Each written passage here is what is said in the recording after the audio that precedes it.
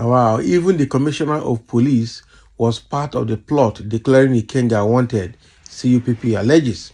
Commissioner of police for which state now? Is it in Imo State or in Rivers State?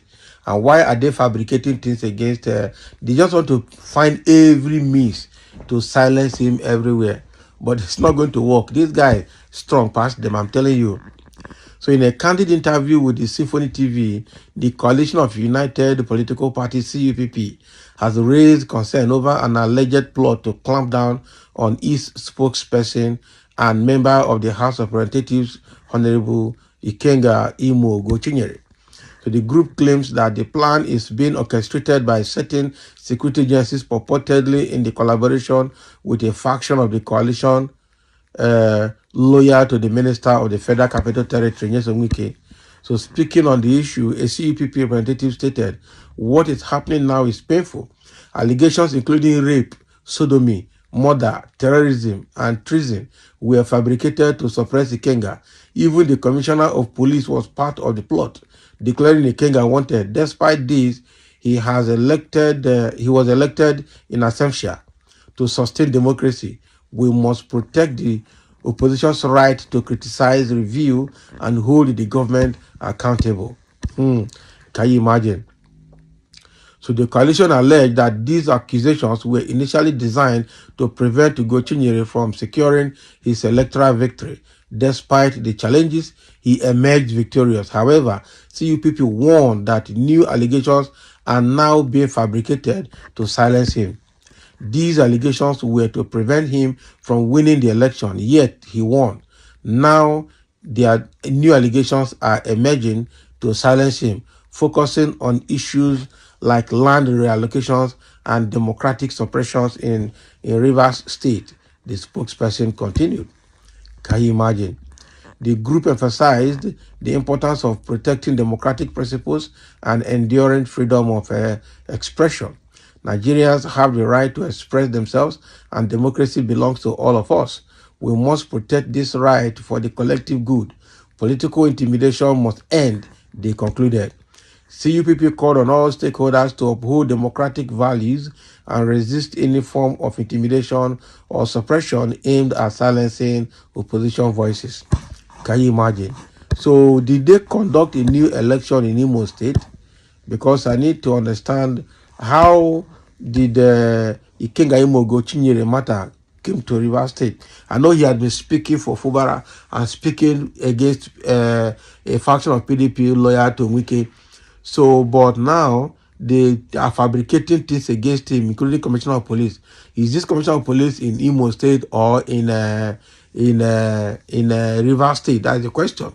And why are they fabricating this? They want to silence him. They want him to stop talking. They started this prior to the election, and he won the election.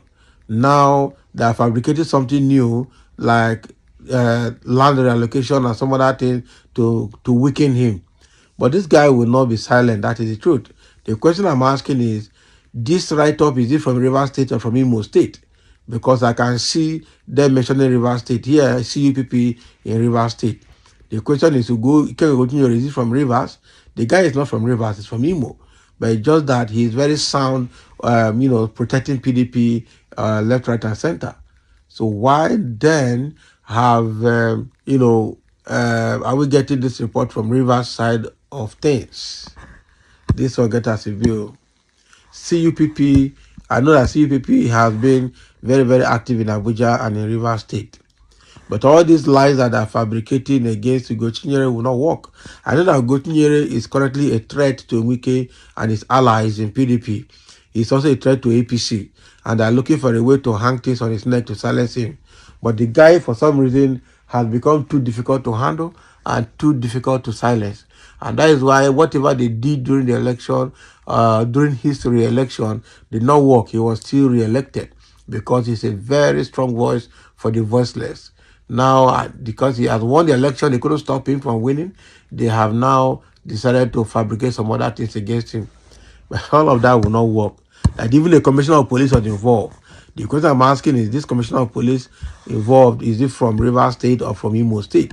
Because I can see them mentioning Rivers State here, but meanwhile, Ikenga is from Imo State, even though he's speaking concerning River State matters. This one now is very funny. I know that just like I said earlier, Ikenga is a threat to so many people. So many people loyal to Wike, loyal to Tinubu, loyal to APC, loyal to Damago, but it's not going to work.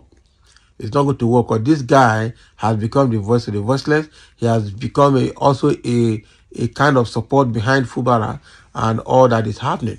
I know that Wike, being an evil plotter, will definitely look for a way himself conniving with the governor of Imo State. That is he hopeless? Uzodima. He says those ones are going to work together to see how they can silence him, but it's not going to work. We can't use intimidation to silence opposition. Opposition is there for healthy criticism, for there to be good governance. But now they are trying to turn Nigeria to one-party state.